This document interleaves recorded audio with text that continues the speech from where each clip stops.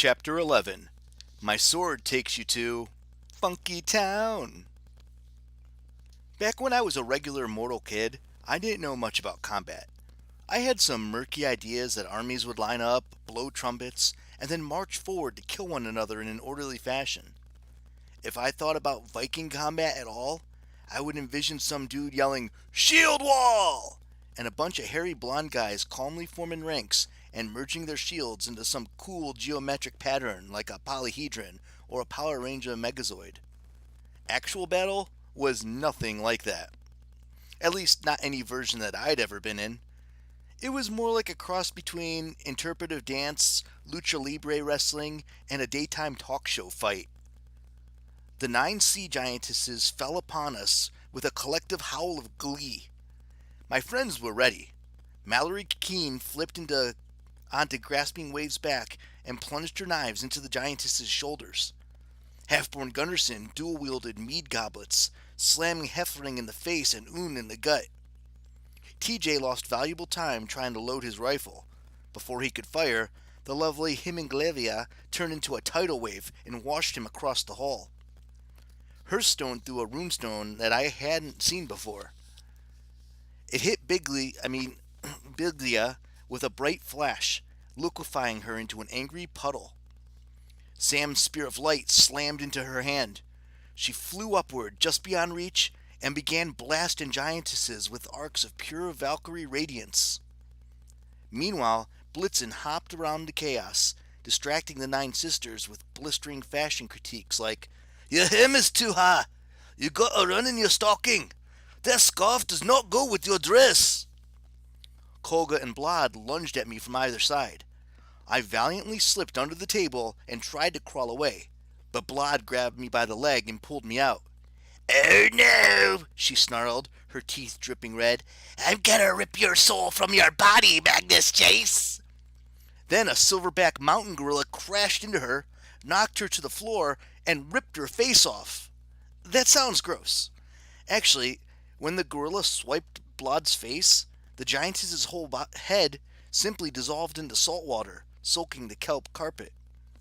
The gorilla turned towards me. His eyes mismatched brown and gold. He grunted at me impatiently like, "Get up, you idiot! Fight!" The gorilla turned to face Kolga. I staggered backwards.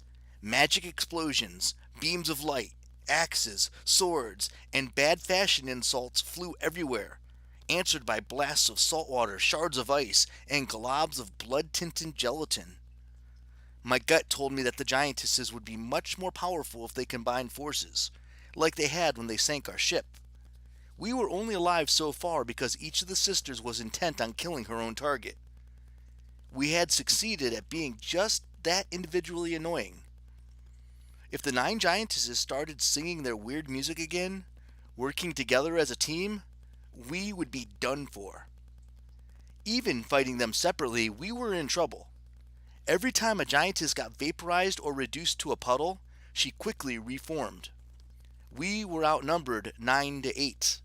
No matter how well my friends fought, the giantesses had the home court advantage and also immortality, which was a pretty big fruity edge. We had to find a way to get to our boat and get out of here, back to the surface and far away. For that, we would need a distraction. So I called on the most distracting being I knew. I pulled the runestone from my neck chain. Jack sprang into sword form. "Hey, Cellular! You know, I was thinking about that Riptide girl. Who needs her, right? There are plenty other swords in the armory. And, whoa! Aegir's Palace? Awesome! What mead is he serving today?" "Help!" I yelled as Blod rose up in front of me, her face reattached, her talons dripping blood. "Sure," Jack said amiably, "but man, Aegir's Oktoberfest pumpkin spice mead is to die for." He zipped over to blood-red hair, placing himself between my assailant and me. "Hey, lady," Jack said, "wanna dance?" "No!" Blod snarled.